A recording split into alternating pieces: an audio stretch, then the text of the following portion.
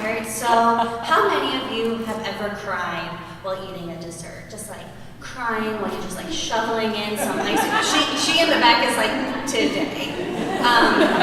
So I have as well, and my specific dessert of choice during a significant time in my life I'm going to talk to you about was a triple chocolate fudge brownie.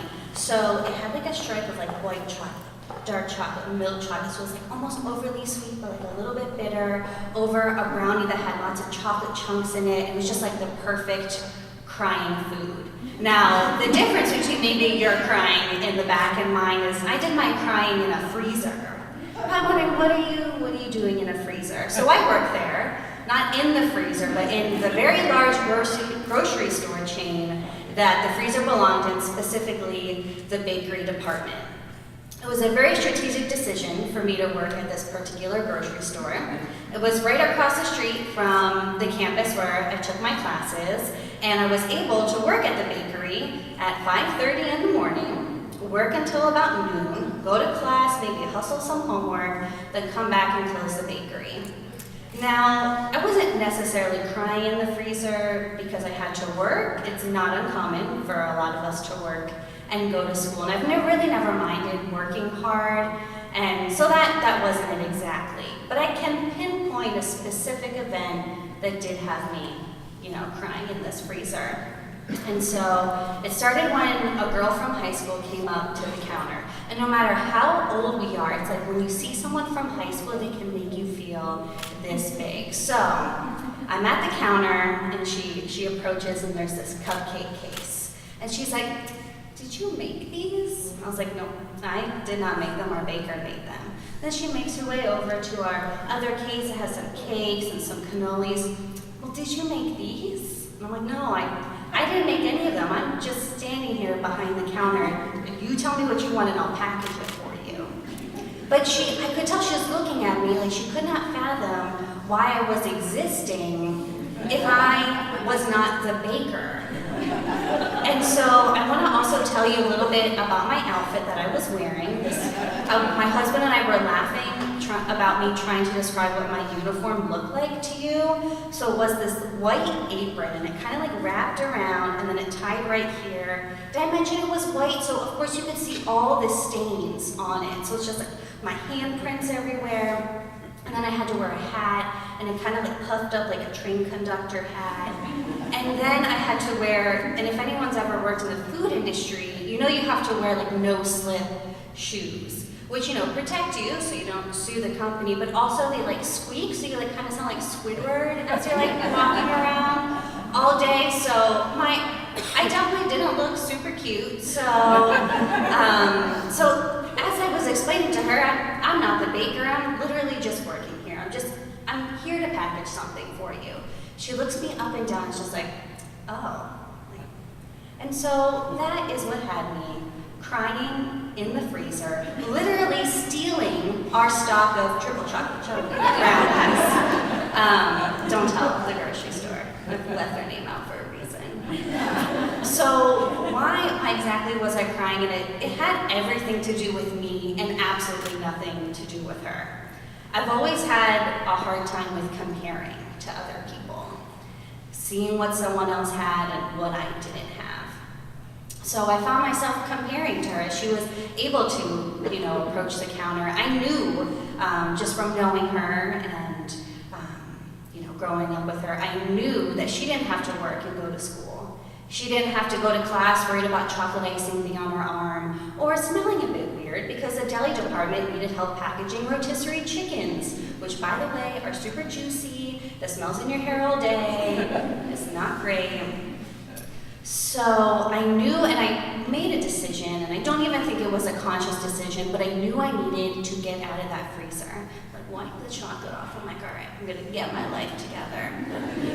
And so I started saying yes to opportunities. It started with unpaid internships in my field, which then turned into paid internships, which then turned into being offered a full-time job before I even walked across the stage at graduation at an advertising agency.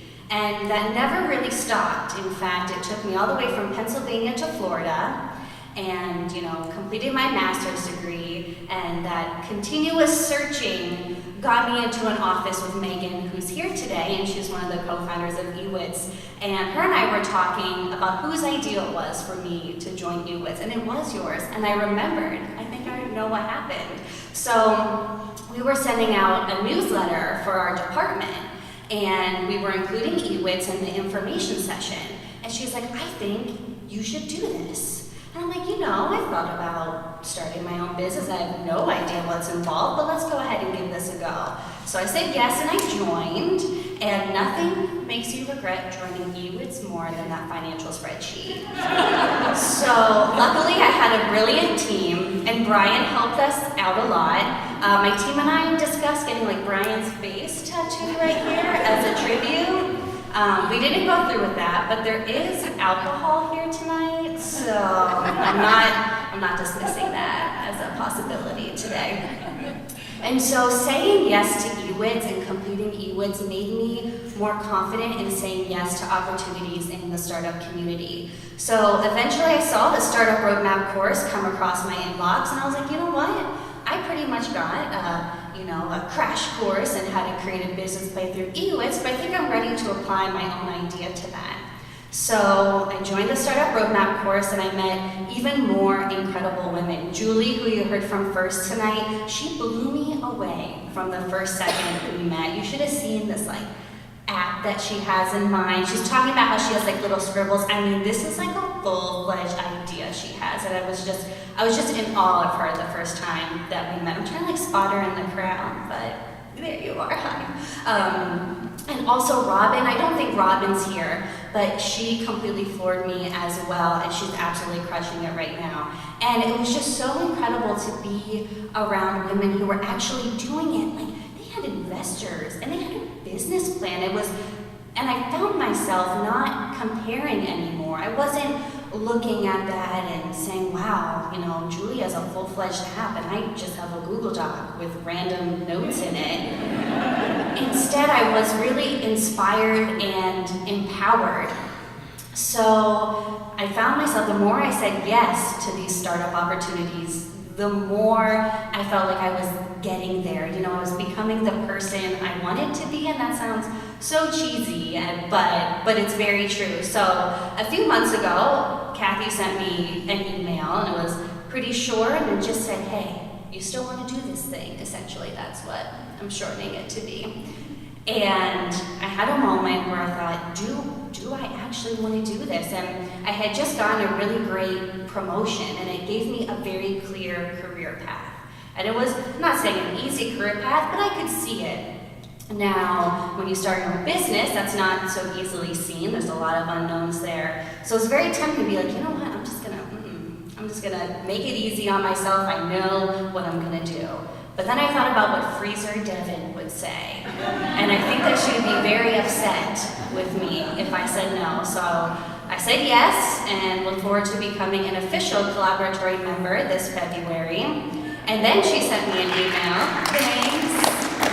And then she sent me an email asking me if I wanted to do this. And at first I was like, oh no, absolutely not. But obviously I said yes, and so I'm now profusely sweating in front of all of you. But I am very happy I said yes. So what I really want you guys to take away is that you're never stuck. There are always opportunities out there. You may need to really hunt for them and search for them and just be open to saying yes to them. It's so scary. My heart's beating so fast, I'm blacking out every 2 seconds. But the more you say yes, the more doors keep opening up for you. And I hope that maybe each of you can say yes to something tonight. Maybe you exchange email addresses with someone, or maybe you decide to meet someone for coffee and bounce ideas off of each other. So I hope maybe each of you can say a little yes tonight. And I also encourage you to surround yourself with really supportive people. And there are lots of people in the audience tonight who have supported me. Holly, Megan, Blythe, who was our mentor. Some of my eWits team is here, and Kathy. And I have a really, really great husband as well. I think he thinks I'm totally crazy. I had 1 week where I was convinced I was going to go to med school. I'm like, this is what I'm going to do. I'm going to be a doctor. He's like, I'm just going to let this pass. But what hasn't passed is me wanting to start my own business and it's so wonderful that he's supportive of it. And I just want to leave you with one last thought, and that I am a really big fan of the Great British Baking Show. I just think it is the light we all need right now. And I've been baking a lot, and my cupcakes are 10 times better than what we ever sold in that bakery. So thank you guys.